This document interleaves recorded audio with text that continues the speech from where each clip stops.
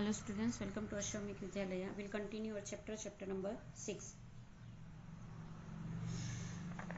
जिसके अंदर हम लोगों ने लास्ट प्रीवियस लेक्चर के अंदर कोल्ड वॉर की बात की थी और उसके बाद न्यूक्लियर पावर, जो ट्रीटी ऐसी हुई कि आफ्टरवर्ड्स कोई भी नेशन जो है वो न्यूक्लियर पावर जो है यूज़ नहीं करेगा और जिसके लिए न्यूक्लियर टेस्ट बैन ट्रीटी जो है वो इम्प्लीमेंट की गई। नेक्स्ट आज हम लोग देखेंगे कि जो इंडिपेंडेंट नेशन है वो एशिया के और अफ्रीका के जो इंडिपेंडेंट नेशंस हैं वो कैसे इंडिपेंडेंट बने, बिकॉज जो कोल्ड वॉर था और न्यूक्लियर पावर था जो था that should be almost close now. Rise of independent nation in Asia. India achieved independence in 1947 after a long freedom struggle. Owing to Britain's policy of divide and rule and certain other reasons, the country was divided into two nations, namely India and Pakistan. Britishers की जो divide and rule policy थी जिसके भारत देश के दो भाग हुए. In the same way with continuous struggle against Britishers, countries like Sri Lanka and Myanmar got independence in 1948. जिसके बाद कंटिन्यूअस स्ट्रगल्स, ब्रिटिशर्स के सामने कंटिन्यूअस स्ट्रगल्स की वजह से श्रीलंका और म्यांमार कंट्रीज जो है वो भी 1948 में इंडिपेंडेंट हुए. In the case of Indonesia, the United Nation played an important role. 1949 में इंडोनेशिया जो है वो भी आज़ाद हुआ. Asian countries like Laos, Cambodia and Vietnam too got independence. जो एशियन कंट्रीज थी वो सारे जो है इंडिपेंडेंट हुए. Rise of independent nation in Africa. Africa के अंदर जो देश इंडिपेंडेंट हुए, आजाद हुए, तो the second world war prove to be a good women for the enslaved nation of Africa. Africa के जो एनस्लेव्ड नेशन थे उनके लिए सेकेंड वर्ल्ड वॉर जो है वो एक आमीन साबित हुआ, यानी कि पॉजिटिव थिंकिंग लेके आया. बिकॉज वो जो नेशन थे वो अनस्लेव, यानी कि उन्होंने जीत तो पाई ही नहीं थी, लेकिन after the second world war countries like Abyssinia, Ethiopia, South Africa and Egypt were independent. The second world war and the freedom struggle in Asian countries inspired the other African countries too. Asian countries की जो struggle थी, freedom struggle, जिससे दूसरी African countries भी inspired हुई. It resulted in that during the tenure of 16 years from 1950 to 1966, 40 small and large countries become free. और ये जो रिजल्ट था कि ये जो स्ट्रगल थी जिससे ये रिजल्ट प्राप्त हुआ कि 16 इयर्स तक स्ट्रगल करने पे टोटल 40 स्मॉल और बड़ी जो कंट्री है वो फ्री हुई. Imperialist countries like try to have a supremacy over these countries, but these countries either joined the superpower or the military resource and got their freedom.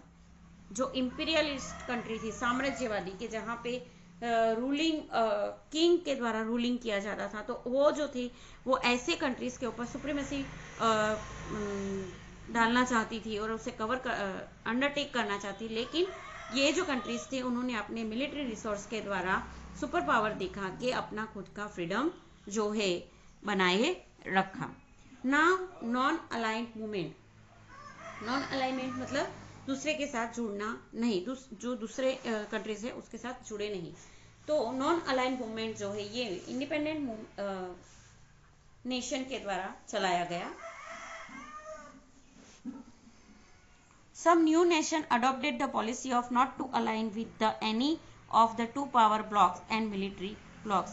बहुत सारे नेशंस ऐसे थे कि जिन्होंने ऐसी पॉलिसी भी अपनाई कि जो दूसरे पावर ब्लॉक्स थे या मिलिट्री ब्लॉक्स थे, उसके ब्लॉक थे, उनके साथ जुड़ने का नहीं है, ये झूठों के साथ जुड़ना नहीं है. They decide that they would maintain equal distance with both block. उन्होंने ये डिसाइड किया कि दोनों ब्लॉक के साथ मिलिट्री पावर भी और पावर मिलिट्री ब्लॉक भी, यानी मिलिट्री जुट के साथ भी और पावर जुट के साथ भी जो है डिस्टेंस बनाए रखना है. These nations were identified as a non-aligned nation and their foreign policy was called non-aligned policy. तो ये नेशन ने जो है ऐसे जो ट्रीटी बनाई, पॉलिसी बनाई, उसे non allied nation policy, foreign policy के नाम से जाना गया. Those neutral यानी independent nation that did not want to adopt the ideologies of either of the two superpowers of the world wish to have an all round development के लिए उन्होंने maintaining its unique existence, एक unique existence बनाया जो independent थे. Under the leadership of India's first prime minister Jawaharlal Nehru, Indonesia's first president Sukarno, Egypt's second president Gamal Abdel Nasser, Ghana's first president Kwame Nkrumah, and Yugoslavia's president Josip Broz Tito got a thundering support for a movement. और इसके लिए ये सारे जो independent countries थे उन्होंने ये movement चलाया. In this non-aligned council, 23 countries of Asia and 6 countries of Africa were present. The organization was found in Belgrade in 1961 and known as a non-aligned movement के नाम से जाना गया. ये जो organization बनाई गई वो under the leadership of Prime Minister Jawaharlal Nehru, the policies of non-aligned movement were framed. और ये जो मूवमेंट थी उसकी जो पॉलिसीज थी वो भारत देश के प्राइम मिनिस्टर जवाहरलाल नेहरू के अंडरशिप में बनाई गई. Nam completed valuable leaderships. Nehru believed that movement continues to see a role for itself, as in its view, the world's purest nation remain exploited and marginalized, no longer by opposing superpowers, but rather in a unipolar world, and it is a Western hegemony and neo-colonialism that the movement has really realigned itself again. जो नाम था वो valuable leadership के अंदर था और ये believe जो करते थे, ये जो ऑर्गेनाइजेशन थी कि जो पोरेस्ट नेशन है वो दूसरे सुपर पावर के साथ मर्ज होके उसको जो एक्सप्लॉइट किया जाता है उससे बेहतर है कि वो अपनी खुद की न्यू कॉलोनिस्ट मूवमेंट मतलब अपनी खुद की जो अलाइनमेंट है बनाए और आगे बढ़े. It oppose foreign occupations, interference in internal affairs and aggressive unilateral measures, but it also shifted to focus on the socio-economic challenge facing member state. इसके द्वारा जो फॉरेन ऑक्यूपेशंस थे वो अपोज किए गए इंटरनल अफेयर्स में और दूसरी मेजर्स में जो ये सारी चीज़ों को उनको अपोज किया गया. लेकिन सोशियो इकोनॉमिक चैलेंज में उन्होंने अपने जो मेंबर्स है स्टेट के मेंबर्स है उनको शिफ्टेड किए. Specially the inequality manifested by globalisation and the implication of neoliberal policy के द्वारा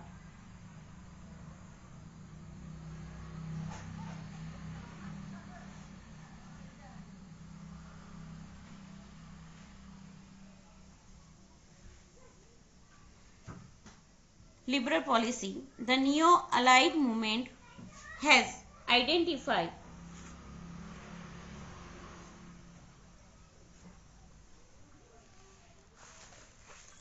economic development, poverty and social injustice as growing threats to peace and security. ये जो ऑर्गेनाइजेशन थी उसकी ये आइडेंटिफाई थी या फिर वो इस बारे में एक्सपर्ट थे कि उनका ये मानना था कि जो भी इकोनॉमिक अंडर पावरमेंट मिलेगा यानी जिससे पॉवर्टी और सोशल इंजस्टिस जो है ये सारी चीज़ें जो है दूर होगी और जिससे शांति और सिक्योरिटी जो है वो आगे बढ़ेगी.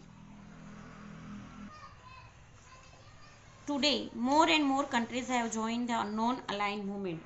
आज बहुत सारे देश जो है वो नॉन अलाइंड मूवमेंट बिन जोड़ान वाली यानी कि दूसरे के साथ नहीं जोड़ने का अपना खुद का ओन का फ्रीडम जो है स्टेट तैयार करने का.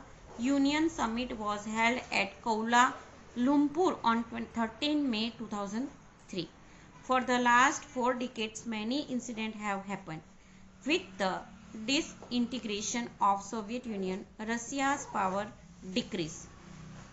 यूनियन समिट जो है वो कुलालंपुर में 13 मई 2003 को हुआ था, जिसके अंदर लास्ट 4 डिकेड से यानी 4 दहाके से ये इंसिडेंट हुए थे कि वहाँ पे डिसइंटीग्रेशन जो सोवियत यूनियन से रशिया का पावर जो है वो धीरे धीरे घटने लगा है. America emerge as a super power, और अमेरिका ने ये सुपर पावर जो है वो ले लिया है.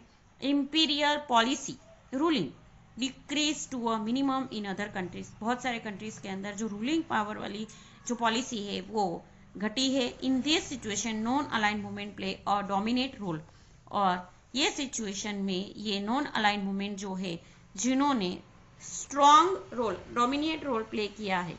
The non-aligned nation with their non-aligned policy were successful in contributing towards world policies. The non-aligned movement was successful in showing off its moral impact for maintaining world peace, stopping wars, maintaining human society and nationalism, as well as the superpowers and adopting an attitude of disarmament. जो non-aligned nation है जिसके अंदर non align policy के द्वारा जो भी world politics यानी कि राजकीय जो वर्ल्ड पॉलिटिक्स विश्व के जो राजकीय पक्ष है उनकी जो स्ट्रेटेजी है वो सक्सेसफुल रही है, और वर्ल्ड जो है वो पीस और सिक्योरिटी से आगे बढ़े, ये नॉन अलाइन मूवमेंट के द्वारा सक्सेसफुली जो अचीवमेंट है वो प्राप्त हुई है. लोगों के अंदर राष्ट्र प्रेम की भावना है वो भी आगे दिखी है. सुपर पावर्स जो है वो हर एक देश ने अपना खुद का सुपर पावर जो है अडॉप्ट किया है. तो इस तरह नॉन अलाइन मूवमेंट जो है वो जो भी डिसआर्मेंट कंट्रीज थी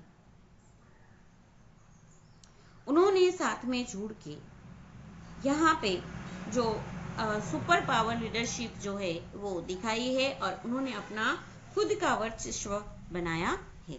now partition and unification of Germany. Germany का जो पार्टीशन हुआ था वो Germany was the main cause behind both the world war. दोनों वर्ल्ड वॉर में जर्मनी मेन कॉज है. It faced a humiliating defeat in world war, जिसमें humility जो है मर चुकी थी वर्ल्ड वॉर 2 में.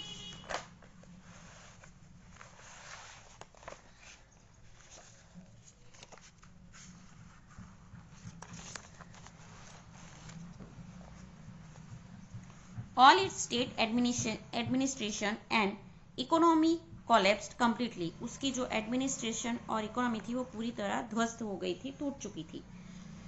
There was not a single large party left in the whole Germany that could rule the nation. कोई भी एक सिंगल पार्टी नहीं बची थी कि पूरे जर्मनी पे राज कर सके. In addition to that, there was a fear that Germany would pose threat to the world once again. Germany के पास इतना पूरा जर्मनी में पूरी तरह फियर फैल चुका था कि उसके पास इतनी भी करेज नहीं था कि वो वापस से खड़ा हो सके.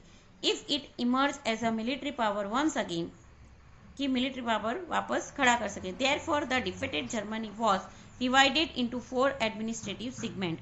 तो उसको 4 अलग अलग सेगमेंट के अंदर डिवाइड किया. The Soviet Red Army in the later phase of the war had captured the eastern part of Germany. Soviet red army ने जो है जर्मनी का ईस्टर्न पार्ट कैप्चर किया. Therefore, it was accepted the eastern Germany would remain in their control. Whereas it was decided that America would control a southern west side of Germany. America ने southern west side of Germany control किया. France would control its area near France. France ने अपने नज़दीक का area जो है control किया. While Britain would control area of Germany bordering Belgium and Holland. तो इस तरह चारों भाग में जो जर्मनी है वो डिवाइड हुआ. America, France and Berlin started thinking about a certain alternative arrangement. Meanwhile, an atmosphere of distrust and doubt had already started between two powers bloc. ये अमेरिका, फ्रांस और ब्रिटेन जो है वो सोच ही रहे थे कि भाई ये इसका एडमिनिस्ट्रेशन का कुछ अरेंजमेंट, ऑल्टरनेटिव कुछ भी ऑप्शन निकलना चाहिए, लेकिन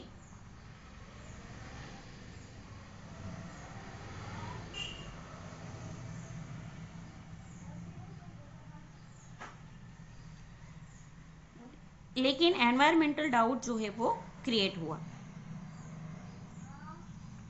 America and other western European countries establish federal republic of Germany. America और अदर वेस्टर्न यूरोपियंस ने जो है कंट्रीज जो है federal Republic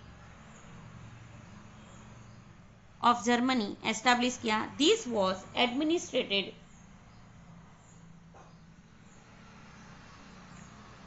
this was administered jointly by America, Britain and France, तीनों से मिलके। On the other side the Soviet Union also declare East Germany as a democratic republic of East Germany. जो eastern part थे वो Soviet union ने जो eastern part capture किया था, उन्होंने ईस्टर्न पार्ट को डेमोक्रेटिक रिपब्लिक जो है घोषित कर दिया। Thus after the war two independent German state come into existence, जिसके वजह से दो जर्मन स्टेट बाहर आए, namely West Germany democratic and East Germany communist साम्यवादी।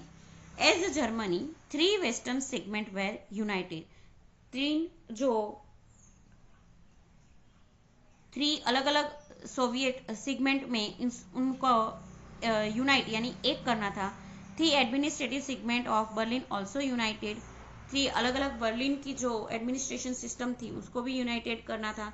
In a reaction to this, Soviet Union in April 1949 declare Berlin blockade। उन्होंने Berlin blockade जो है घोषित किया। This result into tremendous tension between the Soviet Union and the Western countries, जिसके वजह से Soviet union और वेस्टर्न कंट्रीज के बीच में बहुत सारा जो टेंशन अराइज हुआ। Later on a high and 24 kilometre long wall separating western and eastern Berlin was constructed. एक 42 किलोमीटर लॉन्ग वॉल जो है बनाई गई, जिससे ये दोनों बर्लिन के पार्ट हुए। The communist government try to prevent thousand of east German citizen from jumping and entering into a free atmosphere of western Germany. जो साउथर्न पार्ट के लोग थे कम्युनिस्ट जर्मन में, ईस्टर्न जर्मन के जो लोग थे कम्युनिस्ट जर्मनी में जो थे, तो वो लोग जो थे बर्लिन में, वो लोग ये वॉल कूद के जो वेस्टर्न पार्ट जो रिपब्लिक था वहाँ पे आने की कोशिश की। Many people loss their lives in doing so, और बहुत सारे लोगों की इसमें जान भी गई। After about 4 to 4.5 decade western Germany made an astonishing development. Expert consider this as a German miracle. जैसे जैसे समय जाता गया तो ये जर्मनी था, उन्होंने डेवलपमेंट अचीव किया। There was no remarkable changes in economic condition of East Germany. The East German communist government crushed all hopes of its people for political freedom and rapid economic development. Till 1990, many important and far-fetching changes took place in international politics. Owing to many reasons, the Cold War among superpowers also ended. और इस तरह cold war का end हुआ। This year witness crack in otherwise impregnable Soviet Union. ये जो year थे वो Soviet union के लिए इम्प्रेग्नेबल यानी कि असह्य रहे। Ultimately Soviet union was a disintegrated as a consequence of it. On October 3rd, 1990, both the Germany united. People broke down the German wall. लोगों ने वो वॉल तोड़ दी, which was a symbol of German division. People considered a demolition of the Berlin Wall as the end of the Cold War era and celebrate the occasion wholeheartedly. Today, unified Germany has turned out the strongest economic power in Europe. European देश में हम लोग देखें तो Germany हो सबसे economic power आगे रखता है। After 1990, they have made a tremendous effort to the strongest economy nation in the last decade. Last दायके से हम लोग देख रहे हैं तो इकोनॉमी पावर में सबसे आगे जर्मनी है। Today it has become one of the most important and leading nation in the European union.